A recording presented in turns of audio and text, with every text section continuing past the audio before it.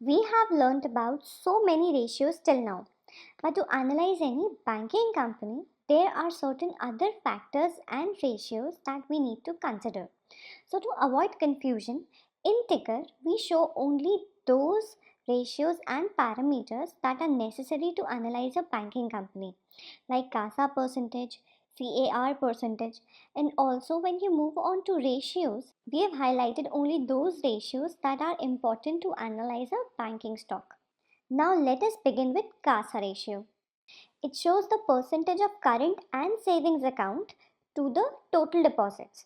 Meaning, if a bank has a deposit of 100 rupees, CASA ratio shows the amount received from current and savings account holders. Now, why is it important? So, normally, banks have to pay no interest to current account holders, and saving bank account holders have to be paid around 3 to 4% of interest. So, CASA percentage shows that deposit on which bank have to pay a very little interest. This is the reason most of the banks try to gain as much as savings account as possible by paying interest as high as 6 to 7% because CASA deposit is the cheapest source of money for banks. And think, once savings account is opened, we don't shift again and again. So banks then tend to reduce interest every now and then. And as the bank is established, the interest rate is further lowered. Like India's most established bank SBI just provides an interest of 3%. ICICI and HDFC provide around 3.5%, while growing and emerging banks like Kotak provides 5% and IDFC around 6.5%. So every bank wants to increase their CASA ratios, and thus it is one of the most important criteria. Because if a bank has larger number of FDs, it has to pay around 7% and can earn maximum 10 to 11% out of it through lending.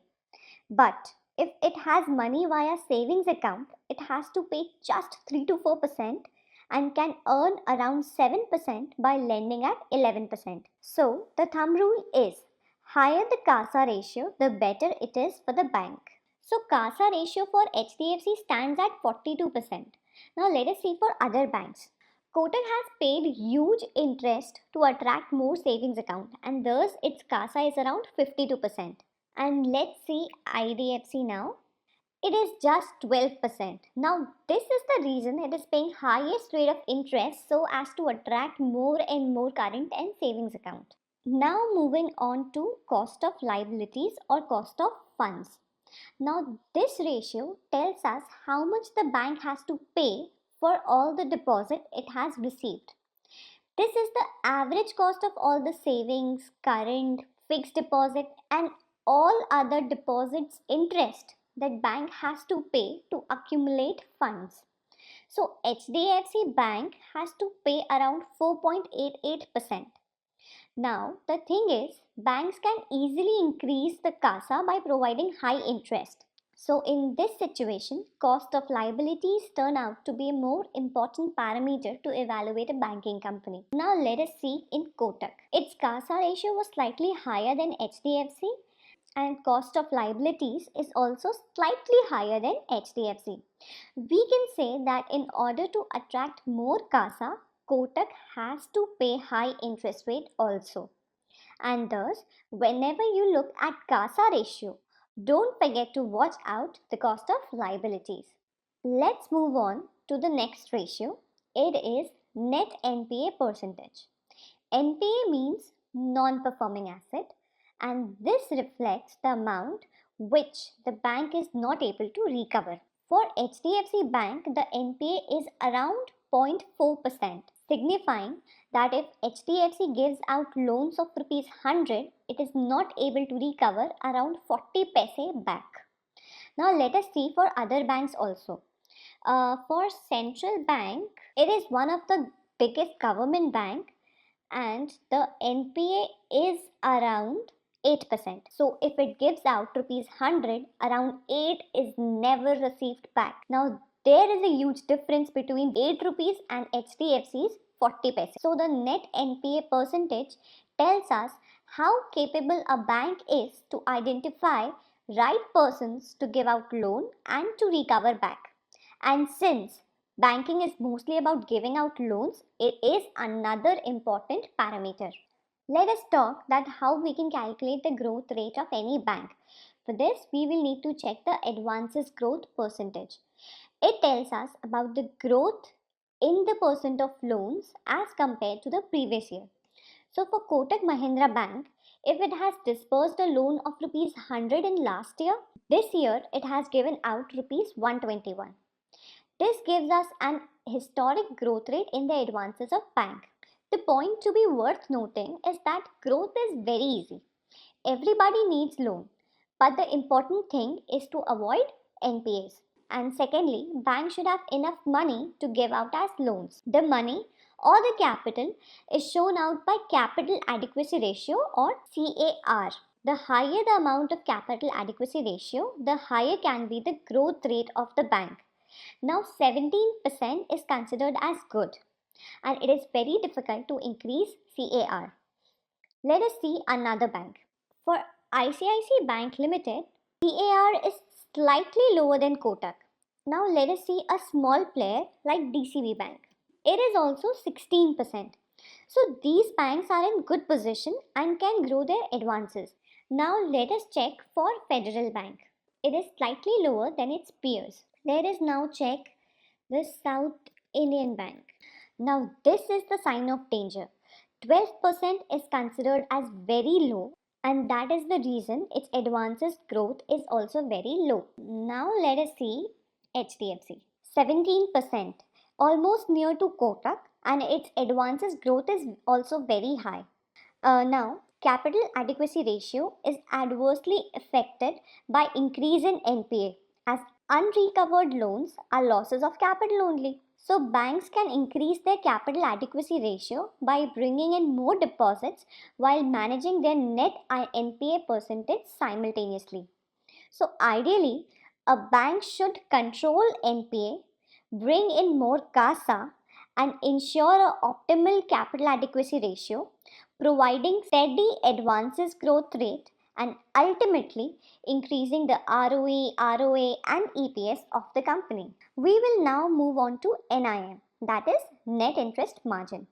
Now let us understand with an example. If a bank has deposit of rupees 100 on which it has to pay a interest of rupees 5, that is 5%, and then the bank passes this rupees 100 as loan and earns 12%, that is rupees 12. So bank has received total interest benefit of rupees 12 and it has paid 5. So net benefit is rupees 7.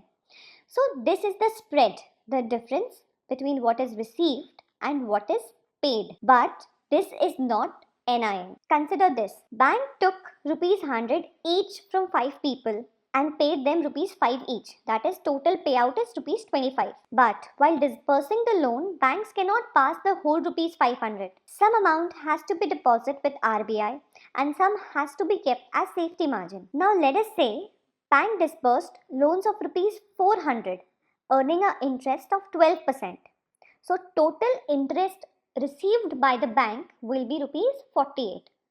Now the net interest margin is calculated by reducing 25, that is the total amount of interest paid, from rupees 48, the total interest income of the bank. Thus, in this example, the net interest income for bank would be rupees 23. And this is what is reflected by net interest margin. It is the percentage actually saved by the bank in its process of receiving deposits and disbursing loan while complying with RBI norms. So in case of HDFC, 4% is the interest rate it is able to save for itself. Now we will move on to ROA. ROA stands for return on asset. So what are assets and liabilities for a bank? The loans which are given out by bank is the amount which is generating money for banks and hence they are the assets. And the deposits with the bank in the form of current accounts, savings or FDs are the liabilities for the bank as bank has to pay back that amount someday or the other. So deposits are the liabilities and loans are the asset for a bank. Now 1% return on asset is considered as benchmark for banks. So a bank providing around 2% is considered really good. And in case of Kotak, let us check. It is around 1.6%, and again, it is considered as good. Investing in a bank with ROA less than 1% is not advisable. Now, only quantitative factors are not enough. You can never invest into any company by just looking at their numbers. Because if that was the process, computers would have been the best investors. So let us move on to the qualitative factors as well, like the deposits of the bank. That is, its liabilities should be granular and well diversified.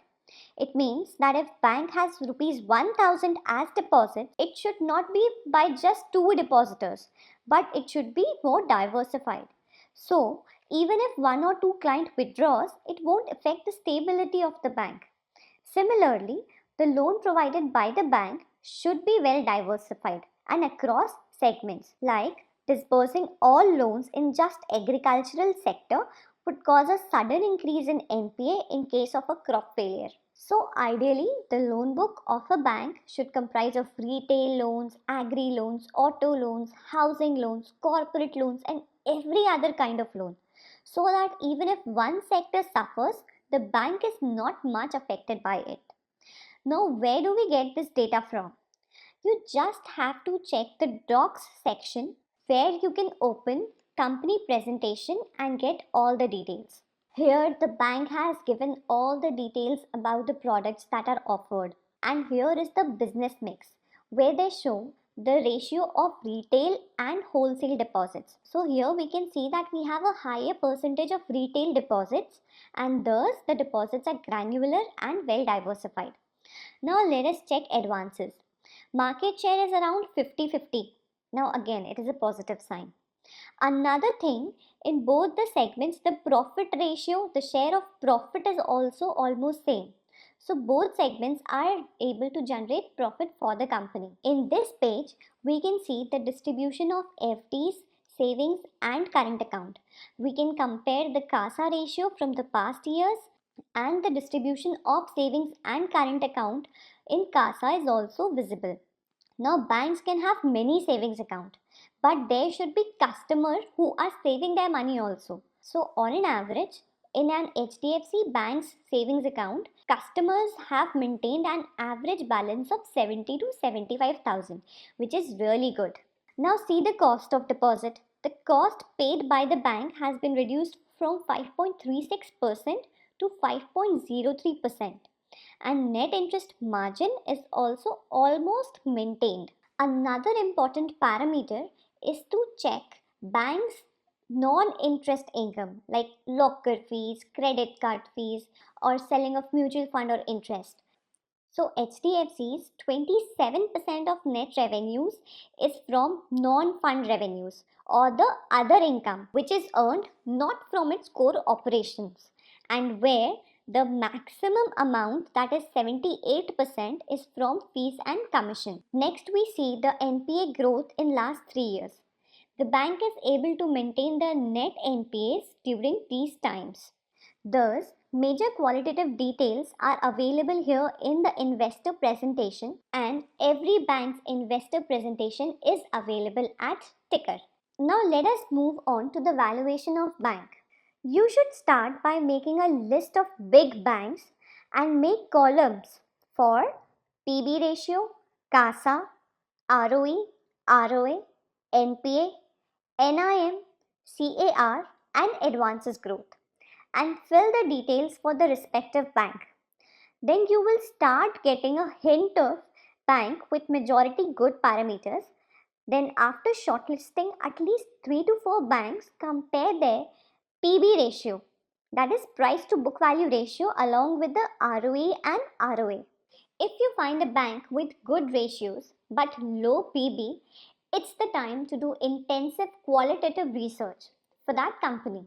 You should then check all the news and related information and try to find out if any negative news exists.